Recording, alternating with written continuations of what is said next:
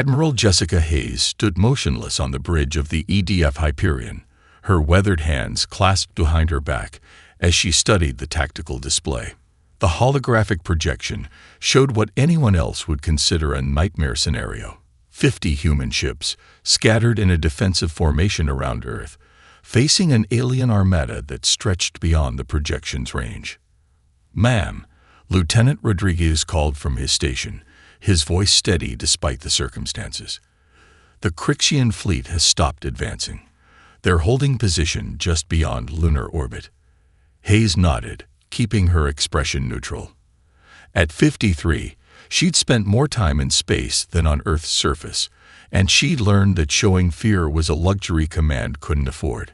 "Right on schedule," she murmured, more to herself than her crew. The massive Crixian warships hung in space like mechanical thunderclouds, their obsidian hulls reflecting distant starlight. Each vessel dwarfed the largest human ship by at least a factor of 5, their organic-looking designs a stark contrast to the utilitarian aesthetics of Earth's fleet. The tactical display counted over 2,000 enemy ships, and more were still arriving through FTL. "Admiral," Commander Chen interrupted her thoughts. "The Crixians are broadcasting. It's system-wide." Hayes straightened her uniform jacket. "Put it through to the main screen, Commander. Let's hear what they have to say." The bridge's main view screen flickered, and a holographic figure materialized. The Crixian Supreme Commander stood nearly 12 feet tall, their cephalopod-like features arranged in what Hayes had learned was an expression of smug superiority. Multiple tentacles moved in complex patterns as they spoke, each one adorned with ceremonial rings denoting military victories. "People of Earth," the alien's voice boomed, translated in real time. "Your isolation ends today. The Crixian Dominion has claimed this sector of space. Your pitiful fleet insults us with its presence. Your technology is primitive, your defenses inadequate, and your resistance futile." Hayes watched as the same message played out in the UN assembly below, the alien's massive hologram towering over Earth's gathered leaders. The chamber remained silent, faces grim but determined. "We are generous," the Crixian continued. "Submit to our rule within one planetary rotation, and we will allow your species to serve a purpose within our empire. Resist, and we will reduce your civilization to atoms." A pause, followed by what passed for a smile among their kind. "Your fleet's destruction will serve as our first demonstration, should you choose unwisely." The transmission cut off, leaving the bridge in momentary silence. Hayes turned to her crew, studying their faces. They were young, most of them. Too young to remember the days before first contact, when humanity thought they were alone in the universe. But they were also the best Earth had to offer, handpicked for what could be humanity's finest, or final. "Our orders, Admiral?" Commander Chen asked, his hand hovering over the tactical console. Hayes allowed herself a small smile. "Maintain current defensive positions. No aggressive moves, no retreat. Let them think we're paralyzed with fear." She walked to the front of the bridge, looking out at the massive alien fleet. "Send word to all ships. Operation Dreamcatcher is in effect. Authorization code Hayes Alpha 770. As her crew acknowledged the orders, Hayes thought about the classified facility deep beneath the Nevada desert, where humanity's true defense waited. The Crixians, like so many advanced species, had fallen into the same trap, assuming that technological superiority in one area meant superiority in all areas. They looked at Earth's small fleet and saw weakness. They counted ships and calculated odds based on conventional warfare. They never stopped to ask why Earth, with all its resources, had built so few ships. "Let them laugh," Hayes whispered to herself, watching another wave of Crixian warships emerge from FTL. "They'll learn soon enough." The 24-hour countdown began. 2 miles beneath the Nevada desert, Dr. Emily Parker's fingers danced across holographic controls, her movements precise despite 20 hours without sleep. The quantum core of Project Leap hummed around her, its massive circular chamber filled with technology that would make even the Crixians pause. Power fluctuation in Array 7. Dr. Marcus called out from his station. 0.3% variance. Compensating. Emily responded, not looking up from her work. She'd spent 15 years of her life in this underground facility, missing birthdays, holidays, and too many of her daughter's soccer games. The photo on her console caught her eye. Katie's last school picture, braces and all. Array 7 stabilized. Run another diagnostic on the quantum mesh. The facility had been built in secret, its existence known only to a handful of people worldwide. While humanity publicly struggled to match alien technology in conventional areas, the best minds on Earth had pursued a different path entirely. Dr. Parker, her AI assistant Araya announced, its holographic form materializing beside her. Admiral Hayes has initiated Operation Dreamcatcher. Time to Crixian deadline. 23 hours, 12 minutes. Emily straightened, her back protesting after hours hunched over the controls. The chamber around her was a marvel of human ingenuity, a perfect fusion of quantum mechanics and engineering. Dozens of scientists and technicians worked at various stations, each monitoring a different aspect of what many had once claimed was impossible. "Show me the fleet positions," she commanded. A holographic display emerged, showing both the Crixian Armada and Earth's seemingly insignificant defense force. Araya, run simulation Delta 9 again. I want to be absolutely certain about the quantum anchor points. The AI compiled the data, creating a three-dimensional representation of what would soon become humanity's greatest achievement, or its last stand. Ghostly lines appeared between the Earth ships, showing the planned quantum jump paths. Quantum field integrity at 98.7%. Dr. Marcus reported, better than we've ever achieved in testing. Emily nodded, but her attention was on a different readout. The Crixians are actively scanning our ships, she noted. They're probably laughing at our primitive technology right now. A slight smile crossed her tired face. They haven't noticed that each of our ships is basically a quantum lighthouse.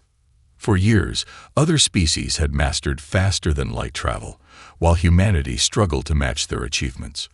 What none of them knew was that Earth scientists had discovered something far more revolutionary, a way to manipulate quantum fields on a massive scale, allowing instantaneous teleportation without the need for traditional FTL drives.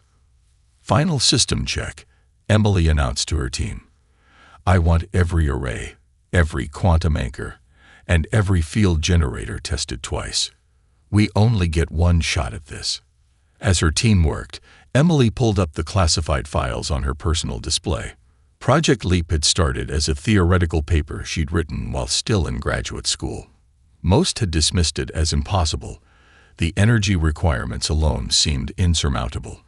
But she'd seen something others missed, a way to use the quantum field itself as both pathway and power source. Her phone buzzed. A text from Katie. Mom, are you seeing the aliens on the news? Are you safe? Emily's throat tightened as she typed back. I'm safe, sweetheart. Don't worry. Mom's working on something that will help. She added a heart emoji, knowing it wasn't nearly enough to comfort a scared teenager. Dr. Parker, AI interrupted. Quantum field fluctuation detected in Sector 4. It matches the signature we observed during Test 17. Emily's focus snapped back to her work. Test 17 had nearly breached containment, threatening to expose the facility's existence. They couldn't risk a similar incident now, not with the entire Crixian fleet watching Earth for any sign of resistance. Redirect power from Arrays 3 and 5, she ordered. Stabilize that field. And someone get me more coffee. It's going to be a long night. The countdown continued. 22 hours, 45 minutes until humanity showed the galaxy why they should have paid more attention to Earth's quantum physics research, and why they should have asked themselves what humanity was really doing with all those resources they hadn't spent on ships. Commander Zextal, youngest fleet commander in Crixian history, watched in horror as his targeting computer had what could only be described as a nervous breakdown. Red warning indicators flashed across his displays as the system tried desperately to track the impossible movements of Earth's ships. "They're everywhere," his tactical officer screamed, all pretense of Crixian military discipline forgotten. "Port side. No, starboard. There, they were just." A human vessel materialized 30 meters from their bridge viewport, hung there for precisely 2 seconds, just long enough for Zextal to see the name EDF Arcturus emblazoned on its hull, then vanished again. Their point defense guns fired at empty space, the shots passing through where the ship had been and striking a Crixian cruiser's engine section instead. "Cease fire," Zextal ordered, his tentacles writhing in agitation. "All ships, cease fire. We're hitting our own vessels." In the Nevada facility, Dr. Emily Parker orchestrated the quantum ballet with scientific precision. "Jump point matrix expanding geometrically," she reported to Admiral Hayes. "We now have access to over 50 stable coordinates throughout their formation." "Excellent." Hayes's voice crackled through the quantum-encrypted channel. "Beginning attack pattern Delta." Emily watched as the tactical display showed 3 Crixian dreadnoughts attempting to form a defensive triangle. She smiled, her fingers dancing across the holographic controls. "Not today. Squidface. Area. Calculate intercept points."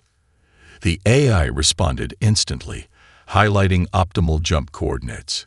Earth's ships began appearing and disappearing in a complex pattern, each jump precisely timed to create maximum confusion. The Crixian ships, trying to maintain formation, collided with each other in their panic. "Multiple impacts detected in Sector 7. Commander Chen reported from the Hyperion. 3 Crixian capital ships have suffered critical damage from friendly fire. Their formation is completely broken." Hayes nodded, watching her tactical display update in real time. "Dr. Parker, how's our quantum field stability?" "Better than expected," Emily replied, taking a quick sip of her 6th coffee. "The Crixians are actually helping us. Their shield technology creates quantum disturbances that we can use as additional anchor points. The more they try to defend themselves, the more jumping options we get." On his flagship, the Supreme Commander Verthak watched in mounting disbelief as his mighty armada descended into chaos. Ships designed for coordinated long-range combat found themselves practically worthless against an enemy that ignored the basic laws of space warfare.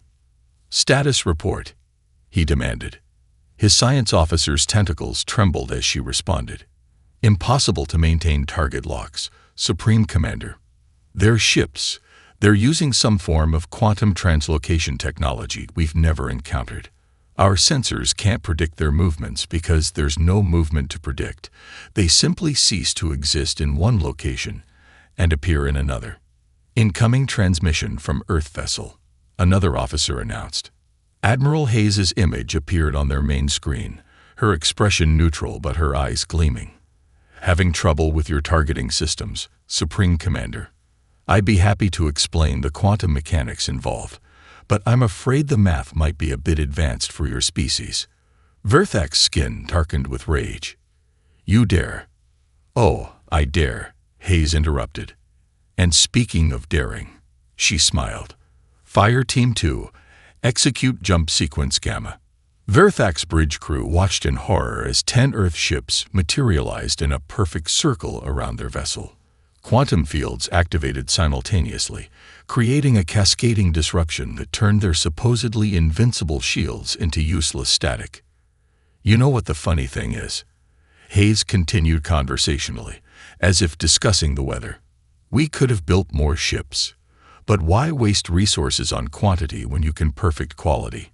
Each of our ships is a quantum key, unlocking portions of space-time itself. Your fleet may be bigger, but we turned the battlefield itself into our weapon." In the Nevada facility, Emily allowed herself a moment of pride as she watched the tactical displays. 15 years of work, countless sleepless nights, and more sacrificed family moments than she cared to count, all leading to this moment. "Katie," she whispered, touching her daughter's photo. "I think Mom just helped change the course of human history." The battle wasn't over, but its outcome was becoming increasingly clear. The galaxy was about to learn a valuable lesson. Never mistake humanity's apparent technological limitations for weakness. Because humans had a habit of changing the rules of the game entirely. Commander Zextal, youngest fleet commander in Crixian history, watched in horror as his targeting computer had what could only be described as a nervous breakdown. Red warning indicators flashed across his displays as the system tried desperately to track the impossible movements of Earth's ships. "They're everywhere," his tactical officer screamed, all pretense of Crixian military discipline forgotten. "Port side. No, starboard. There, they were just."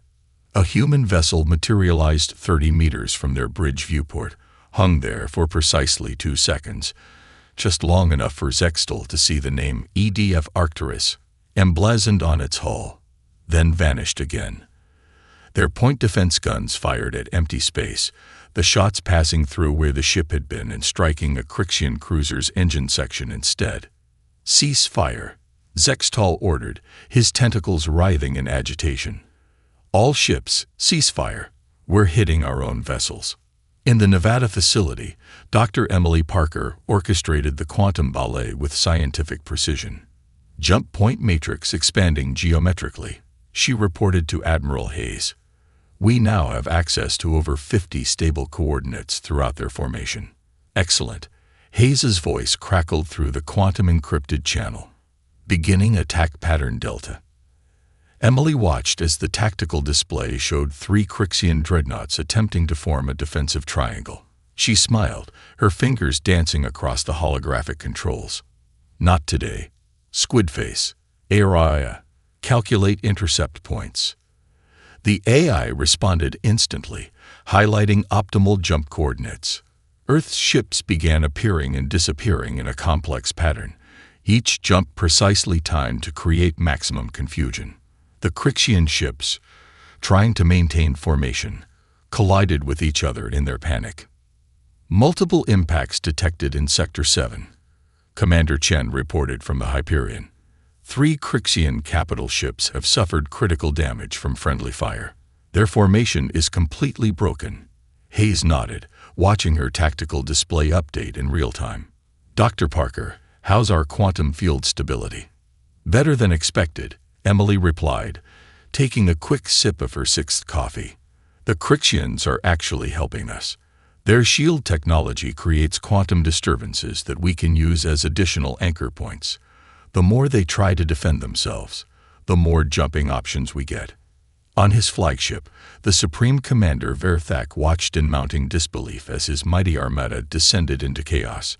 Ships designed for coordinated long-range combat found themselves practically worthless against an enemy that ignored the basic laws of space warfare. "Status report," he demanded. His science officer's tentacles trembled as she responded. "Impossible to maintain target locks, Supreme Commander." "They're ships.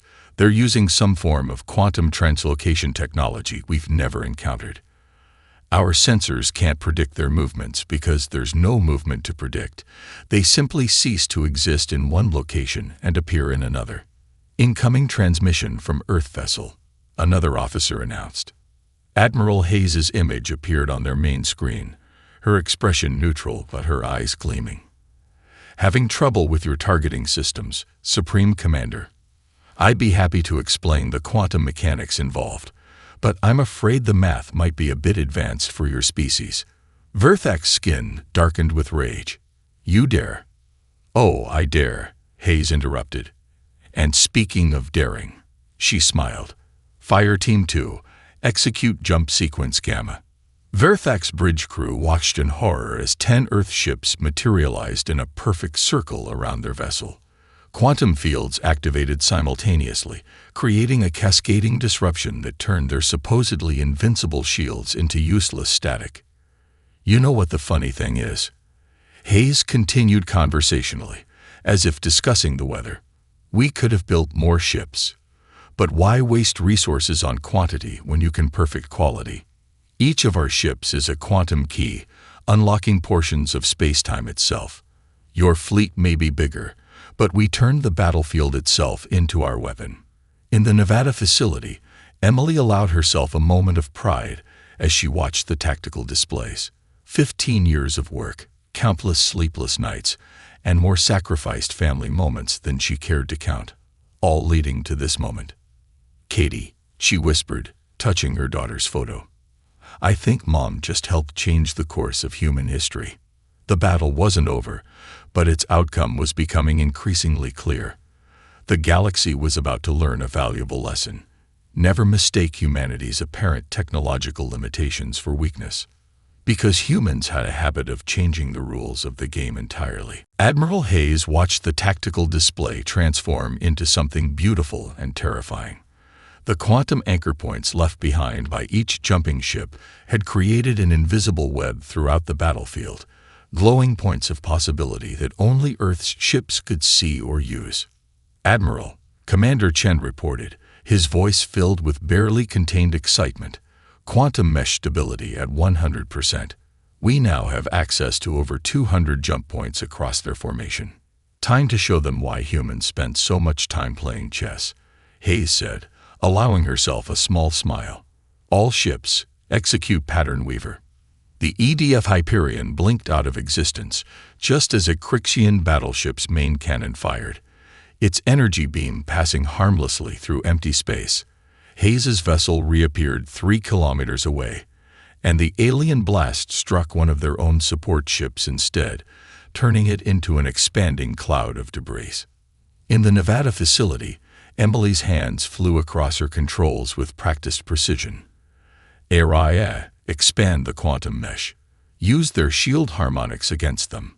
The AI's holographic form flickered as it processed the command. "Calculating optimal interference patterns. Warning: Crixian fleet attempting to establish new defensive formations." Emily laughed. "Let them try. Their shield technology creates quantum disturbances we can use as natural anchor points. The more they power up their defenses, the more jump points we get." She took a quick sip of water, her throat dry from hours of constant coordination. "It's like they're building our highway system for us." On the bridge of the Hyperion, Lieutenant Rodriguez couldn't contain his enthusiasm. "Ma'am, you should see their communications. They're completely panicked. Some ships are actually powering down their shields because they think it might help them track us better." "Amateur move," Hayes responded, watching as Earth's fleet executed another synchronized jump. 5 ships appeared simultaneously around a Crixian heavy cruiser, their quantum field generators creating a perfect pentagram of disruption. The alien vessel's shields collapsed, leaving it vulnerable. The beauty of Project Leap wasn't just the jumping. It was the mathematical precision behind each movement. Every ship knew exactly where and when to appear, their actions choreographed like a deadly dance. The quantum mesh grew more complex with each jump, creating new tactical opportunities that the AI area calculated and distributed in real time. "Dr. Parker," Hayes called through their secure channel, "give me a status update on the mesh stability." Emily's image appeared on the bridge's secondary display, her eyes bright despite her exhaustion. "Better than we ever hoped, Admiral. The quantum anchor points are self-reinforcing now. Each jump strengthens the entire network." She paused, checking another readout. "And I just discovered something interesting. We can use their own weapon signatures as temporary jump points." Hayes raised an eyebrow. "Explain." "Their energy weapons create quantum disturbances when they fire. With some quick calculations," Emily's fingers danced across her controls. "There. I just uploaded new coordinates to your tactical system. Try targeting their port flank." Hayes studied the new data, then smiled. "Clever. Very clever. All ships, prepare for sequence echo. Target coordinates incoming." The Earth fleet vanished again, but this time, they used the quantum disturbances from the Crixians' own weapons as additional jump points. Ships appeared and disappeared faster than ever, each movement precisely calculated to use the aliens' attacks against them. By the void, the Crixian Supreme Commander's voice boomed across all channels. "Stop firing. All ships cease fire immediately." But it was too late. The quantum mesh had grown too complex, too powerful. Earth's fleet moved through space like ghosts, appearing wherever they wished, striking with precision, then vanishing before the aliens could respond. "You know what your biggest mistake was," Hayes broadcast to the Crixian fleet. "You assumed that because we couldn't match your conventional technology, we weren't advancing at all. You never stopped to ask why we seemed so far behind in some areas." She watched another Crixian ship's shields fail under their quantum assault. "Here's a lesson in human nature. We don't always take the obvious path. Sometimes we find our own way." The web was complete. Now it was time for the spider to claim its prey. Supreme Commander Verthak watched his mighty armada crumble with a mixture of rage and disbelief. His command center, once a model of Crixian military precision, had devolved into chaos. Officers who had conquered 12 star systems now flinched every time their sensors detected movement. "Tracking reports another Earth vessel," a junior officer announced, his tentacles writhing in anxiety. "Port side, bearing." He stopped as the signal vanished. "No, starboard. No, it's gone again."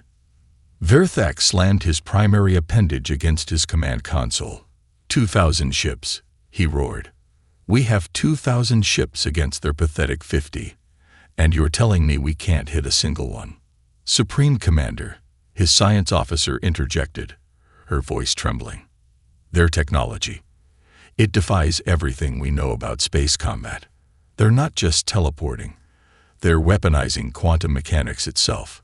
Each jump creates new paths they can use. It's like they're building a maze around us, and we're trapped inside it." On the bridge of the EDF Hyperion, Hayes watched the Crixian fleet's formation continue to deteriorate. Ships designed for coordinated long-range combat now huddled together like frightened animals, firing wildly at sensor ghosts. "Admiral," Commander Chen reported, "Groups 3 and 4 report successful destruction of their primary communication nodes. Their fleet coordination is down to less than 30% efficiency." Hayes nodded, studying the tactical display. The quantum mesh now encompassed the entire battlefield, a complex web of jump points that only Earth's ships could see or use. Status of their flagship: still operational, but their shield strength is fluctuating. Dr. Parker's quantum interference is playing havoc with their systems. Chen paused, checking another readout. "They're trying to adapt their shields, but each adjustment just gives us more anchor points to work with." In the Nevada facility, Emily worked with fierce concentration, her fingers flying across holographic controls. "Era, analyze their shield modulation patterns. Find me their resonance frequency." The AI processed the request instantly. Analysis complete. Crixian shields operating at variable frequencies between 15.7 and 16.2 terahertz. Each modulation creates new quantum disturbances we can exploit. Emily allowed herself a brief, tired smile. "Perfect. Upload the new coordinates to the fleet. Let's show them why humans spent so much time studying wave physics."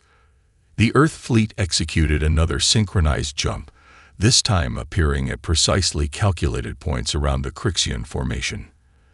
Their quantum field generators activated simultaneously, creating a cascading wave of interference that turned the alien shield modulations into a weapon against themselves. Verthak watched in horror as entire sections of his fleet lost power, their shields collapsing under the quantum assault. "Impossible," he whispered. "We are the Crixian Dominion. We do not lose to primitives who barely managed faster than light travel."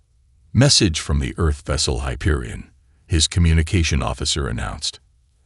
Admiral Hayes's image appeared on his command screen, her expression stern but composed. "Having trouble with your shields, Supreme Commander? I'd be happy to explain the quantum mechanics involved, but first, let me tell you a story about human history." Verthak's skin darkened with rage, but before he could respond, Hayes continued. "During our Second World War, the Allies let Nazi Germany believe their communications were secure. Meanwhile, we'd already broken their codes. Sound familiar?" She smiled. "While you were laughing at our primitive technology, we were studying yours, learning its weaknesses, preparing. You dare compare us to—" Verthak began, but Hayes cut him off. "I dare because you made the same mistake they did. Assuming technological superiority meant victory was assured." Her smile faded. "Pride comes before the fall, Supreme Commander. And you're about to fall very, very hard." As if to emphasize her point, 3 Earth ships materialized around his flagship, their quantum fields pulsing in perfect synchronization. Verthak felt his vessel shudder as its shields began to fail. In that moment, he finally understood. The humans hadn't built a small fleet because they couldn't match Crixian technology. They'd built exactly what they needed to spring their trap. And he, Supreme Commander of the mighty Crixian Dominion, had walked right into it. Verthak's pride shattered like his fleet's formation. Centuries of Crixian military doctrine, countless victories across dozens star systems, all rendered meaningless by humans who refused to fight by the established rules of space warfare. Shields failing across all sectors, his tactical officer reported, voice quivering. 30% of our fleet is either disabled or destroyed, mostly from friendly fire. We can't coordinate our responses fast enough." Verthak's upper tentacles coiled in rage as he made the hardest decision of his military career. "All remaining ships," he broadcasted, "form up on my position. Divert all power to forward shields and engines." His lower appendages darkened with determination. "If we're to fall, we'll take their precious Earth with us." In the Nevada facility, Emily's eyes widened as she saw the tactical display shift. "Admiral Hayes, they're reorganizing. Energy signatures suggest they're preparing for a suicide run straight at Earth." "Called it," Hayes responded through their quantum-encrypted channel. "Time to initiate Protocol Omega." Emily's fingers flew across her controls, bringing up complicated quantum calculations she'd spent years perfecting. "ARIA. Begin final sequence initialization. Calculate optimal positioning for all ships." The AI's holographic form flickered as it processed the enormous amounts of data. "Warning. Protocol Omega has never been attempted at this scale. Quantum field calculations suggest a 12% chance of catastrophic cascade failure." "Better odds than I gave my first marriage," Emily muttered. She opened her comm to the entire Earth fleet. "All ships prepare for synchronized jump on my mark. If we get this wrong, we tear a hole in space-time. If we get it right." She allowed herself a grim smile. "We make history." On the Hyperion's bridge, Hayes watched the Crixian fleet begin their desperate charge. Over 1,000 ships, moving in unison for the first time since the battle began, their massive engines burning bright enough to rival stars. "All hands, battle stations," she ordered. "Commander Chen, status of quantum generators. Operating at maximum capacity. Admiral, ready for synchronized jump on Dr. Parker's mark." Hayes nodded, studying the tactical display one last time. Everything they'd done, every jump, every engagement, had been leading to this moment. The quantum mesh they'd woven throughout the battlefield wasn't just for movement anymore. It was about to become something far more powerful. "You're not the first to try this, Supreme Commander," Hayes broadcast to the Crixian fleet. "The Nazis made a similar choice when they launched the V-2 rockets. Know what happened to them?" Verthak's response crackled with rage. "Your history lessons mean nothing. We are Crixian. We do not accept defeat." "That's not the lesson," Hayes replied calmly. "The lesson is, sometimes the weapon you think will save you becomes the nail in your coffin." In the Nevada facility, Emily's hands hovered over the final command sequence. "Katie," she whispered, touching her daughter's photo. "Watch this." "All ships in position," ARIA announced. "Quantum field coherence at optimal levels. Ready for Protocol Omega." Emily took a deep breath. "Admiral Hayes, on your order." Hayes stood on her bridge, watching the Crixian fleet bear down on Earth. 1,000 ships, each massive enough to devastate a continent, all burning hard toward humanity's homeworld. "Now," she commanded, Emily's fingers descended, initiating Protocol Omega. All ships, execute final jump sequence. Now, the entire Earth fleet vanished simultaneously. For a fraction of a second, space itself seemed to hold its breath. Then they reappeared, their 50 ships forming a perfect geometric pattern around the charging Crixian fleet. Every quantum field generator activated at precisely the same microsecond, their effects amplified by the complex web of quantum anchor points they'd created throughout the battle. Reality itself seemed to shudder. Verthak felt his flagship grind to a halt as if space had suddenly become solid. Around him, his entire fleet froze in place, caught in a quantum stasis field unlike anything the galaxy had ever seen. Supreme Commander, his science officer whispered in horror, We're trapped. They've turned space itself into a cage." The mighty Crixian armada hung motionless against the backdrop of stars, their final charge frozen in time by humanity's greatest scientific achievement. And they weren't going anywhere. Admiral Hayes stood on the bridge of the EDF Hyperion, studying the frozen Crixian fleet with a mix of satisfaction and weariness. The massive alien vessels hung suspended in quantum stasis, their final charge arrested mid-flight like insects in amber. "Quantum stasis field holding stable," Commander Chen reported, his voice tinged with awe. "All Crixian ships are completely immobilized. Their power systems are still running, but they can't move a millimeter." "Dr. Parker," Hayes called through their secure channel. "Status report." In the Nevada facility, Emily leaned back in her chair for the first time in hours, allowing herself to feel the full weight of their achievement. Stasis field is self-sustaining through the quantum anchor network. Araya confirms we can maintain this indefinitely. She glanced at her daughter's photo, adding softly, "We did it. We actually did it." Hayes nodded, then straightened her uniform. "Open a channel to their flagship. Let's end this properly." Verthak's image appeared on the main screen, his tentacles writhing in impotent rage. Before he could speak, Hayes held up a hand. "Let me be clear about your situation. Supreme Commander," she began, her voice steady and authoritative. "Your fleet is trapped in a quantum stasis field that we can maintain indefinitely. Your ships can't move, can't fire weapons, can't even self-destruct. You're exactly where we want you, and you're staying there until we decide otherwise." This is impossible," Verthak sputtered. "No species has mastered quantum manipulation on this scale." "No species that told you about it," Emily cut in, her image appearing alongside Hayes' in the transmission. "While you were laughing at our primitive technology, we were revolutionizing physics itself. Your shields, your FTL drives, they're impressive, but they're just applications of known principles. We went looking for something new." Hayes took over again. "Here are your options. Option 1. We collapse the quantum field in a controlled way, and your fleet surrenders. You return home with a message. Earth is not to be trifled with. Option 2. We leave you here as a monument to the dangers of underestimating humanity. Your choice." Verthak's skin rippled with changing colors. Anger, fear, and finally, something that looked like resignation. "And if we surrender?" "Then we talk," Hayes replied. "About peace, about trade, about scientific exchange. Because here's the thing. Supreme Commander, we don't want to be your enemies. We'd rather be your teachers." In the Nevada facility, Emily received an incoming message on her personal device. It was from Katie. "Mom, the news says we won.